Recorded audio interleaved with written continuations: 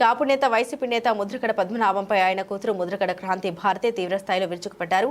పిఠాపురంలో వైసీపీ అభ్యర్థి వంగ గీత కోసం ముద్రగడ ప్రచారం చేస్తున్నారు. ఈ క్రమంలో ముద్రగడ పద్మనాభం జనసేన అధినేత పవన్ కళ్యాణ్ పై సంచలన వ్యాఖ్యలు చేశారు. పిఠాపురంలో గెలిచి పవన్ కళ్యాణ్ ను తరిమేస్తామని అహంకారంతో మాట్లాడారు. పిఠాపురంలో వంగ గీత గెలవకుంటే తన పేరును ముద్రగడ పద్మనాభరెడ్డిగా మార్చుకుంటామని సవాల్ విసిరారు. ఈ వ్యాఖ్యలపై ముద్రగడ పద్మనాభం కూతురు ముద్రగడ క్రాంతి భారతి స్పందించారు.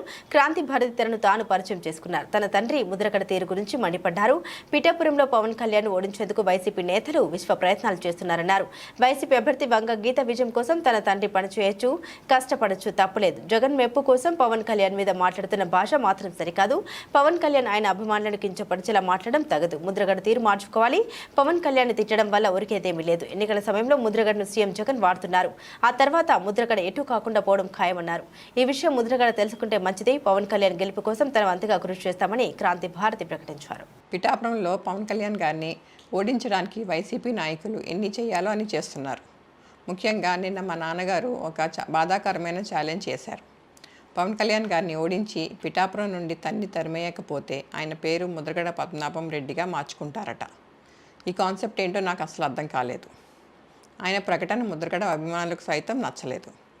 వంగా గీత గారిని గెలిపించడానికి కష్టపడవచ్చు, కానీ పవన్ కళ్యాణ్ గారిని మరియు ఆయన అభిమానుల్ని కించపరిచేలా కామెంట్స్ ఉండకూడదు.